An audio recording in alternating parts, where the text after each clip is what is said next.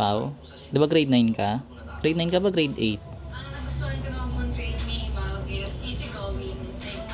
Grade 9? Yun. So, quadratic na natin siya para isahan na lang. So, example lang naman to, no? So, let's say meron tayong x squared minus ba? Minus, ano ba magandang number? Okay naman po yung naging date namin ni Matthew. Masaya po siya kasama. Masyado siyang joke. Minus 5x is equals to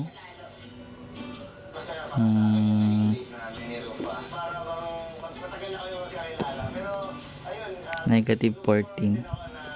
For example, ganyan na. Geometric sequence naman, yung may radical next. Ito naman, ayaw mo bang maging madali na? Si Facey talaga eh, na pinapahirapan ako eh. Anyways, try natin na. So ito yung gagamitin, ito yung equation natin na. So x squared minus 5x equals to negative 14. So, solve natin using completing the square. Dito pa ba si si Pau? So, di ba sa completing the square, kailangan mo paghiwalayin. Nakahiwalay na pala eh. Mag-plus ka dyan, tapos mag-leave ka ng space, tapos copy mo lang yung right side, plus blank. Ibig sabihin ko, anong nilagay mo dito, ilalagay mo rin dito. So, paano natin makukuha yun dito? So, di ba may formula tayo na b over 2, tapos magkakaroon ka dyan ng squared, is equals to blank. Ibig sabihin, yung magiging sagot dito, yun yung ilalagay mo sa blank mo. So, ngayon, ano ba yung b natin dito? Yung b natin is negative 5, di ba? So, negative 5 over 2, hindi naman siya masisimplify. Negative po. Kasi katabi niya yung minus. Laging iaano yung negative, yung operation niya, no? Uy, kung ano yung katabi niyang operation, yung magiging sign niya, ha? So, magiging negative 5 over 2 yan. Hindi naman masisimplify eh. So, ikakopy mo lang. Ito, ay square root. Ini-squared natin. Paano yung ginagawa? Squared mo lang yung numerator mo. Negative 5 squared is 25. 2 squared is 4. So, magkakaroon ka ng 25 over 4. So, naglagay tayo ng 25 over 4 dito. Ibig sabihin, itong mga blanks natin, 25 over 4 din. Basta 25, no? Pangit ng ballpen ko eh. Wala yung ballpen ko. Over 4. Yun.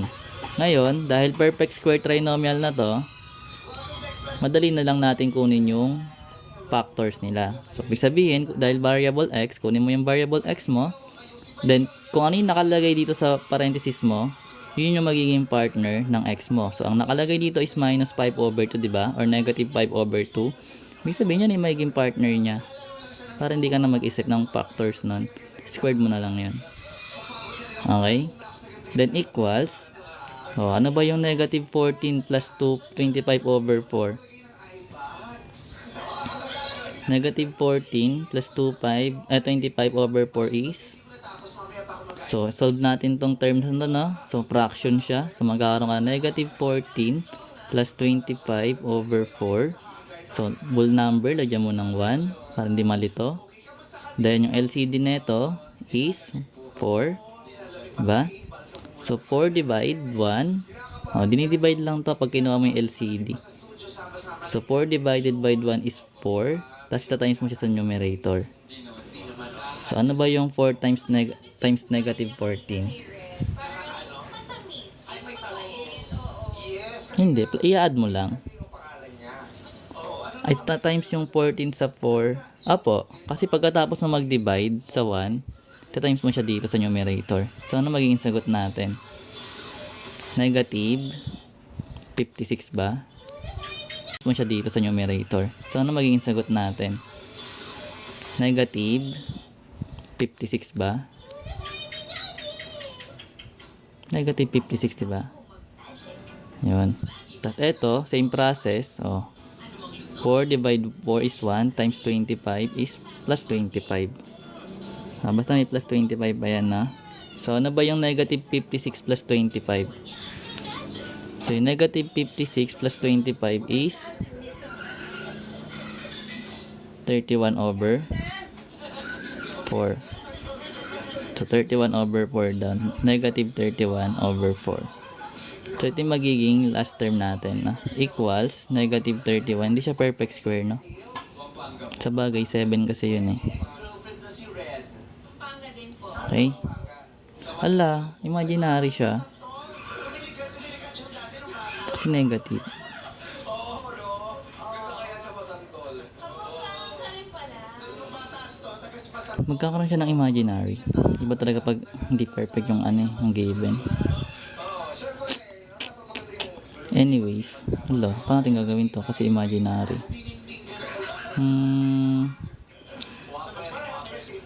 Tama ba? Wala bang mali? So, 5 over 2, magiging 25 over 4, 25 over 4, 25 over 4. O, dapat siguro plus to. Plus na lang natin to. Para hindi siya maging fraction. Ay, hindi siya maging fraction. Walang imaginary. Anyway, ganun pa rin naman yung process niya. So, magiging plus na lang to. Pero ito ako itong gitna. Ito lang na right side. Para walang imaginary. So, ibig sabihin, magiging positive 56 to. Magkakaroon tayo ng 56 plus 25 is gulo, no? Hirap eh. 81. Yun. Dapat talaga plus siya. Magkakaroon ka ng 81 over 4. Yeah? Plus dapat yung 14 natin. Hirap kasi, ang isa sa mga mahirap gawin kasi over 4. Yeah? Plus dapat yung 14 natin. Hirap kasi, ang isa sa mga mahirap gawin kasi yung problem pag on the spot. Kaya saludo sa mga teacher na bis gumawa ng problem, you know. Then proceed tayo sa completing the square. Okay? Pag nag-completing the square, makaka-cancel tong square natin. Matitira yung x minus 5 halves. Tapos kapag sabi ko 'di ba dati, na kapag nag-extracting the square root ka, magkakaroon ka ng plus minus, tapos magiging 9 over 2 yan. Then dahil may minus ka dito, ilipat mo yan sa kabila, magiging positive yung sign mo. So magkakaroon ka ng plus minus 9 halves. Dahil minus yon, magiging plus 5 over 2. So dalawa yung sagot natin dyan, no? Kasi plus minus to eh. Yung una is yung plus 9 over 2 plus 5 halves, which is 9 plus 5 is 14 divided by 2 is 7. Gets na natin yun, no? Kasi similar fraction lang naman. Tapos yung pangalawa naman is yung minus 9 plus 5 over 2, which is negative 2.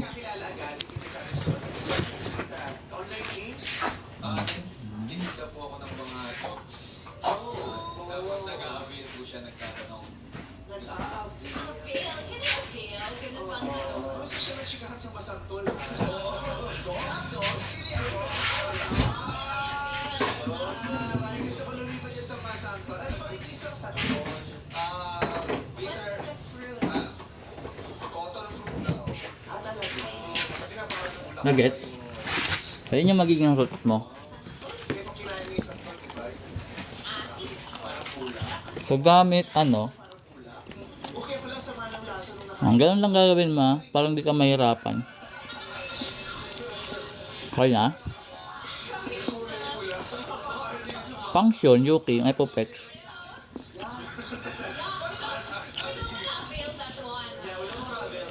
So may check. So paano mo siya malalaman na difference of two square? Dapat yung operation is subtraction. Yung unang term mo is perfect square. Pag sinabi nating perfect square, ito yung numbers na pag binultiply mo, same na number, ha? For example, meron tayong 2. Tas times 2 equals 4. Dalawang number na parehas, ang sagot mo ay 4. Therefore, si 4 ay perfect square. For example, si 5 times 5. 5 times 5 is 25. Therefore, si 25 ay perfect square. Pagdating naman sa variable, dapat even numbers yung exponent mo. Katulad ni 2, even. Pwedeng 4, pwedeng 6. Pag yun, ibig sabihin mga perfect square din yan. Pagdating sa variable. Okay? Yung 36 natin, is perfect square din kasi 6 times 6 yan. Okay? Yung P natin is even yung exponent niya, perfect square din. So, kapag ganyan na yung given, difference of 2 square, hatiin mo lang yan. O, gawa kang dalawang parenthesis. Ano ba yung 25? Pag hinati mo sa dalawang number, di ba, tag 5. Yung M, hatiin mo sa dalawa. Magkakaroon ka ng tag isang M. O, pagdating sa operation mo, magkakaroon ka dyan ng isang plus tsaka isang minus. Yung 36, hatiin mo, dalawang 6. Yung P, hatiin mo, tag isang P. O, ito na yung factors mo. Ganyan yung difference of 2 square. Naintindihan mo? EA?